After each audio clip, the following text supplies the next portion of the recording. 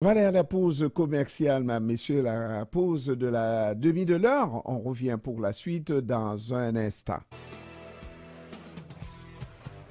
Tout savoir sur l'immigration, dites-vous? Ok. Cette émission de Vision Mac Service présentée par Jean-Denis, consultant en immigration, j'imagine aisément que vous avez un parent ou un ami qui projette d'immigrer au Canada ou qui entend tout simplement obtenir un visa de visiteur ou d'étudiant ici. Bon, c'est votre propre statut que vous voulez clarifier. Peu importe, vous avez choisi la bonne émission. Tout savoir sur l'immigration est présenté sur nos ondes le samedi entre 18 et 19 heures. Dites-le à tous, mais surtout, ne la manquez pas, ne la manquez pas, ne la manquez pas.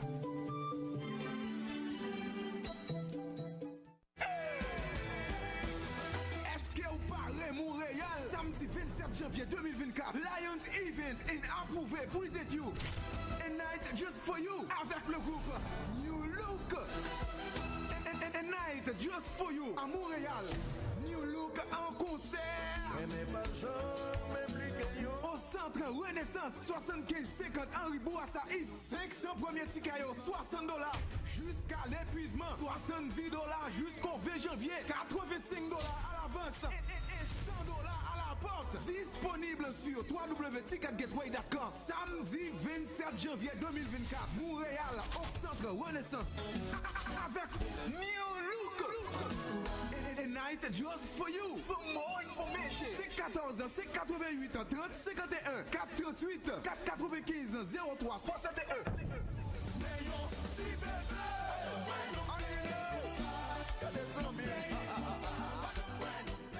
CEPAM, au service de la collectivité montréalaise en général et de la société haïtienne en particulier, se fait le devoir de rappeler à tous que sa source d'inspiration au quotidien, c'est d'abord et avant tout ses fidèles auditeurs, que c'est pour ça que nous aspirons à être votre tout détente, image, information et prospérité, mais aussi conseil.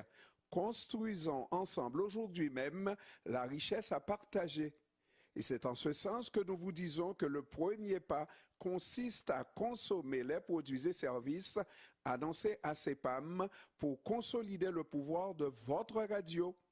Notre force, votre indéfectible solidarité, votre dynamisme à toute épreuve. CEPAM, c'est pas nous toutes. Tu as explosé ton forfait cellulaire pour écouter ton ami ventiler sur ses parents et sur son acné? Tellement. Avec ton écoute, tu as de l'avenir en santé et services sociaux. Trouve ta place sur québec.ca/carrière en santé.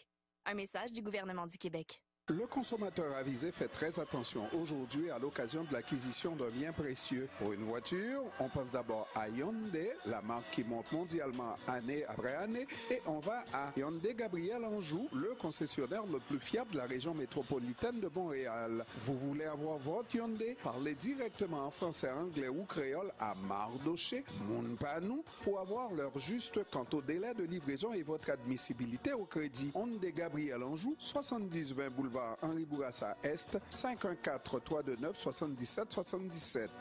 CPAM, la radio de tous les jours et de chaque jour.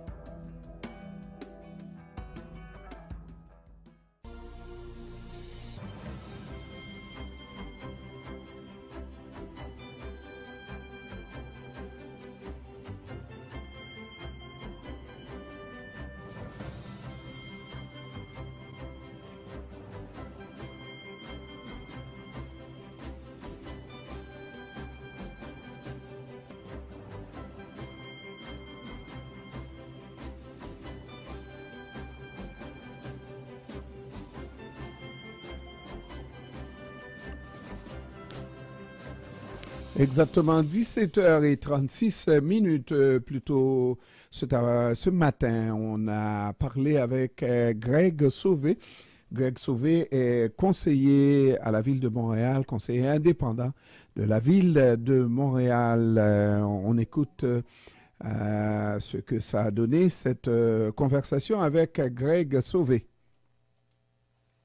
Nous avons avec nous en ligne Monsieur Greg Sauvé. Il est conseiller municipal de Montréal, arrondissement du sud-ouest de Montréal. Bon après-midi, Monsieur Sauvé. Bon après-midi, M. Pierre. Merci beaucoup d'inviter sur votre émission. Alors, Monsieur Sauvé, comme ça, vous avez présenté une motion qui a été adoptée à l'unanimité et ça a l'air que Montréal voulait avoir ces deux stations-là dans le REM, deux stations supplémentaires. Racontez-nous un peu, Monsieur Greg Sauvé. Je représente le quartier Griffintown et le quartier Pointe-Saint-Charles. Ce sont deux quartiers où les rails du REM passent déjà. On les voit dans l'air par-dessus nos têtes. Pour la station Griffintown, ça a été promis pour livraison déjà. On ne l'a pas eu. Ils ont annoncé un retard significatif. On attend des résultats d'une étude de constructabilité qui nous disent. Mais c'est absolument essentiel parce que Griffintown, c'est le quartier le plus densément peuplé de Montréal et ça va être encore plus avec les développements qui vont venir. Et l'autre station va aller dans le secteur qui s'appelle Bridge Wellington, Bridge Bonaventure. Un secteur qui est voué à un redéveloppement majeur pour en faire comme on peut imaginer un peu comme une Griffintown 2. Extrêmement des opportunités très intéressantes de développement. On propose autour de 15 000 personnes potentiellement qui vont habiter ce quartier-là, avec aussi des milliers d'emplois. Pour nous, vu que le REM passe déjà là, il nous semble très raisonnable de vouloir s'assurer qu'on va avoir des stations pour ces secteurs densément peuplés ou des opportunités d'emploi pour améliorer la qualité de vie de la population locale. Alors, qu'est-ce qui explique, parce que ce que vous savez, oui, vous êtes conseiller municipal du secteur, de l'arrondissement, n'est-ce pas? Par contre, les promoteurs du REM devraient savoir qu'il y a des endroits qu'on ne peut pas ignorer pour des stations. Comment se fait-il que le tracé original n'avait pas prévu de placer ces deux stations-là, à ces deux endroits-là? Vous posez une bonne question, M. Pierre, dans le sens où on va aller à, je pense que la naissance du REM, donc qui est un produit de la Caisse de dépôt et placement du Québec. Donc, c'est une institution, mais qui a pour but de faire un profit. Et leur modèle d'affaires, leur plan d'affaires, c'était d'amener les gens de la Rive-Sud, de l'ouest de l'île, de la couronne nord à Montréal pour travailler. Bien sûr, ce projet a été initié avant la pandémie, donc avant qu'on ait eu une baisse de nombre de personnes dans les bureaux au centre-ville. Donc, leur modèle d'affaires, c'était vraiment de faire de l'argent avec des tarifs et des taxes, bien sûr, des endroits pour ramener les gens à Montréal. Mais il faut, à mon sens, servir les gens qui sont aussi à Montréal. Et là, comme j'ai mentionné, Griffintown, très densément peuplé déjà. Le nouveau quartier Bridge Bonaventure va l'être aujourd'hui aussi. Et donc, il y a une opportunité d'affaires quand même pour la Caisse de faire encore des profits sur le développement futur. Aussi, il faut considérer ces deux quartiers comme des destinations aussi. Griffintown a quand même énormément d'emplois. Il y a beaucoup de gens qui habitent là, donc les gens reçoivent des visites, il y a des cafés, des bars, il y a des boutiques. Le quartier Bridge Bonaventure, ça va être la même chose et on souhaite que ce quartier va avoir un urbanisme inspirant. Donc, je pense qu'on va accroître le nombre de usagers et usagères dans le REM avec ces deux stations. Donc, je pense qu'il y a une opportunité que le CAIS a à saisir pour ces deux stations. Maintenant, M. Sauvé, je pourrais orienter l'entrevue uniquement sur la démarche qui est faite et les résultats potentiellement que ça va ajouter, le bénéfice pour les populations de ces quartiers-là. Mais juste pour une question de compréhension, vous avez dit que le REM, l'objectif, c'est de effectivement faire de l'argent, mais Par contre, le REM n'est pas venu tout seul et c'est pas seulement la Caisse de dépôt et placement, c'est aussi l'implication du gouvernement du Québec qui doit voir au bien-être de la population, de l'ensemble de la population du Québec. Et si il y a quelques quartiers qui peuvent profiter du passage du REM, je pense qu'on devrait en tenir compte et dès le départ, non? Vous avez totalement raison. Voilà en fait la raison pour laquelle j'ai présenté la motion avec le conseiller Sasseville, parce que ces négociations se font souvent derrière les portes closes et parfois il faut amener cette pression en public pour s'assurer que la population sache qu'il y a un débat en cours et que le gouvernement nous écoute. Donc, vous avez raison de dire, parce que les bailleurs de fonds initiaux, les investisseurs étaient aussi le gouvernement du Québec et la Banque d'infrastructure du Canada, la pression de la part de la ministre des Transports, Mme Guilbeault, pourrait faire en sorte de nous livrer ces deux stations.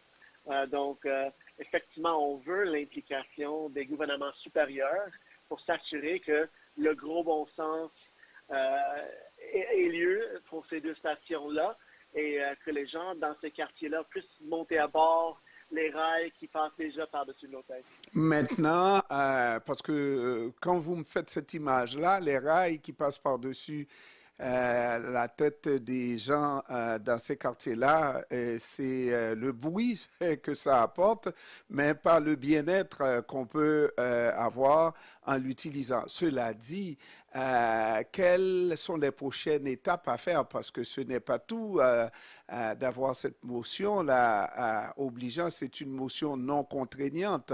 Maintenant, pour que ça atterrisse véritablement, quelles sont les prochaines démarches à faire, M. Sauvé? Mais c'est une bonne question. En fait, je travaille déjà avec notre député local également. Il est présent dans ce dossier. Il s'appelle M. Guillaume Clich-Rivard. Il est député de Québec solidaire ici dans Saint-Henri-Sainte-Anne.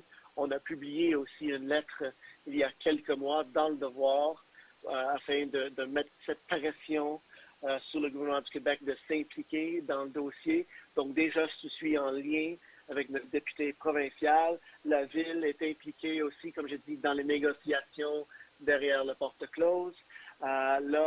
J'aimerais beaucoup impliquer notre député fédéral, M. Miller, dans le dossier. J'ai pas eu son son de cloche encore, mais d'avancer cette pression politique, ce monde-là derrière le projet, je pense que ça va aider beaucoup. C'est le gros bon sens. En termes de développement économique, on peut imaginer le REM va être connecté avec Deux-Montagnes, l'aéroport de Montréal, le réseau du métro, la gare centrale avec le CN. Donc, Griffintown, Bridge-Bonaventure, on parle des quartiers innovants, des quartiers où il y a beaucoup d'affaires à faire, puis beaucoup d'employés aussi qui viennent d'un peu partout de la région. Donc, je pense en matière de développement économique, il y a un argument aussi, puis de ramasser cet appui d'autres niveaux politiques, ça va aider. Puis là, bien sûr, on va voir s'il faut accentuer la pression de la part de la population, peut-être par des pétitions, d'autres lettres. On va voir quelles sont les prochaines étapes, mais tant que les stations ne sont pas construites, on va maintenir la pression. Maintenant, avec l'ajout de 2 stations à ces endroits-là, vous devez avoir une petite idée qu'est-ce que ça va coûter par rapport au coût initial. Ça, comme simple conseiller municipal, je n'ai pas un bureau de recherche à ma disposition, malheureusement, je vais être très honnête. Mais comment le REM fonctionne déjà, et que les stations sont toutes identiques et modulables. Donc, ils ont fait en sorte que s'ils voudraient ajouter des stations, ce ne serait pas au même coût, mettons, qu'une station souterraine du métro. C'est toujours dans le même modèle. Et dans ces deux endroits-là, ils ont l'espace pour construire une station. Donc, pour eux, effectivement, il y a un investissement initial, mais après les années de tarifs qui vont venir dans leur compte, dans leur coffre, je pense que ça va payer avec la densité. On parle de potentiellement 40 000 personnes desservies par 2 stations de REM. Donc, un bassin très important de personnes. C'est pas la première fois, mais c'est l'une des rares fois où une motion de l'opposition arrive à faire l'unanimité. C'est le temps de vous féliciter parce que des fois on amène des propositions peut-être contestables et cette fois-ci je crois que tout le monde au sein de la ville de Montréal, tous les élus ont été unanimes à voter. Ça veut dire qu'on comprend la nécessité d'avoir ces 2 stations-là de manière unanime au sein de l'Assemblée. Merci beaucoup, M. Pierre. Effectivement, quand je travaille au conseil municipal pour la population que je représente, je tente de travailler avec les autres membres du conseil pour avancer les dossiers. Pas juste pour faire les flemèches, mais pour avancer les dossiers. Voilà, Monsieur Greg Sauvé, conseiller municipal de Montréal, dans l'arrondissement du Sud-Ouest. Merci beaucoup d'avoir pris du temps de nous parler cet après-midi, Monsieur Sauvé. Merci à vous pour l'invitation. Merci, au revoir.